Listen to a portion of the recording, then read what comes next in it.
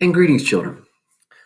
Today, once ahead, we are mired in cyberspace, and we're not going to do too much, but we are going to jump ahead a little bit in our story and recap what we talked about on Thursday, which now seems like a very long time ago. On Thursday, we talked about Peter and Paul. Peter and Paul are going to be the two most influential figures in forming and spreading Christianity.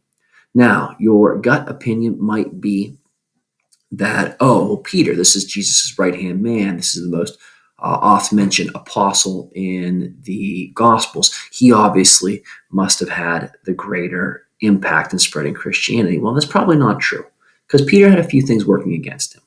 For one, he was he was part of the working class, which probably would have made him uneducated and probably did not have the ability to write. The biggest thing against Peter, though, is that Peter viewed this Jesus movement as simply an extension of the Jewish faith. He believed that the message of Jesus was exclusively for Jews, and therefore his target audience was only Jews, which was a very small portion of the world that he lived in. He is, by tradition, seen as the Pope, the very first Pope, and that comes from that Matthew 16 speech. Peter, thou art a rock, and upon this rock I will build my church.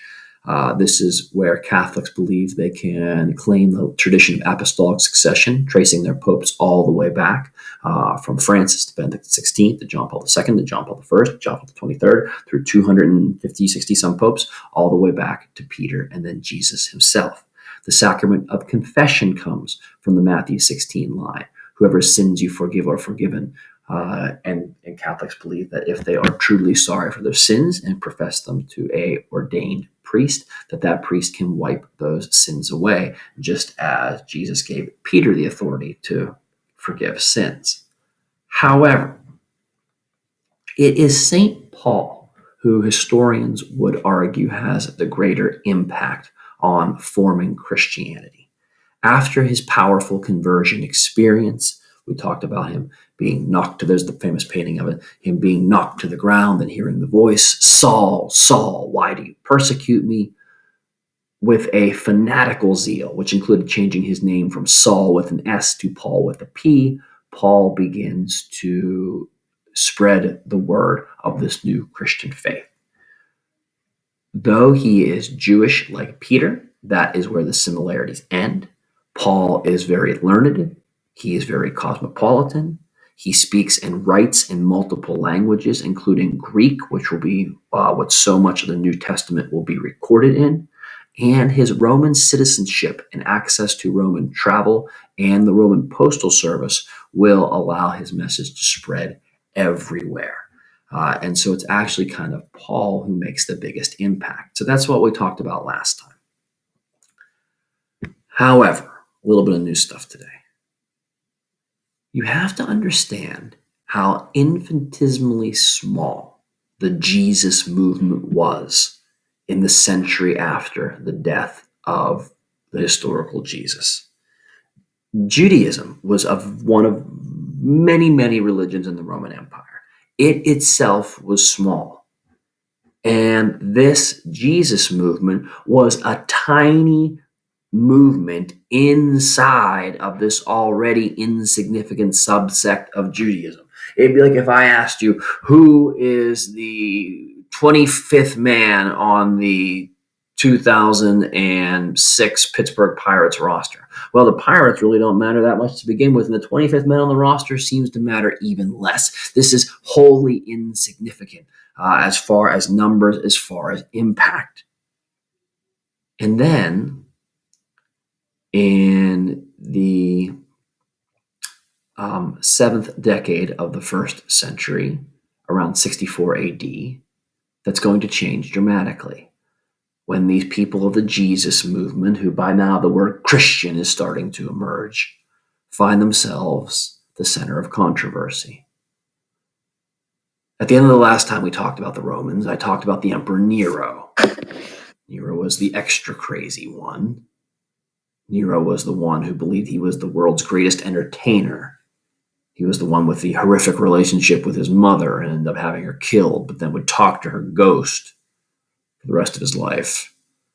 And Nero also wanted to build a tribute to himself as a living god, a massive palace complex in the dead center of Rome with a statue of him made of pure gold reaching to the sky. But there was a problem. People lived in the center of Rome. And so what Nero decided to do was have his goons, his thugs, set a fire. And it burned down the apartment complexes and flimsy wooden shanties of Rome's poorest citizens. The fire burned for almost a week straight. The old tale is that as Rome burned, Nero fiddled. Now the fiddle wasn't invented yet, but he probably did play his lute or harpsichord and laugh as people's homes and livelihoods went up in flames. When the smoke cleared, the poor people of Rome weren't stupid. They realized who Nero was and what he was doing. So Nero needed someone to blame. He needed a scapegoat.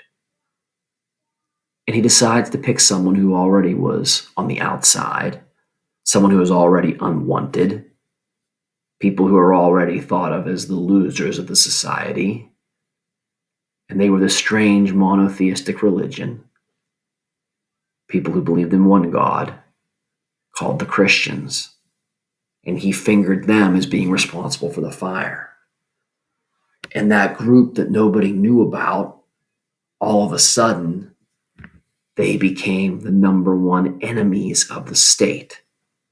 And starting in 64 AD, Christians will be persecuted, Christians will be hunted down. And tomorrow, and unfortunately I don't have access to the materials today, it's hard copies at work. Tomorrow, we're going to read about some of that persecution. And what is mind-blowing is that even when Nero made it an offense punishable with death, and death of some of the cruelest kinds you can imagine, more and more people believed in this burgeoning faith. And from the blood of the martyrs, we see fields of new Christians start to grow. And then, in the 4th century, Christianity is going to get its big break. And it's going to occur when this man becomes emperor. His name is Constantine. But let's make him our story for another day.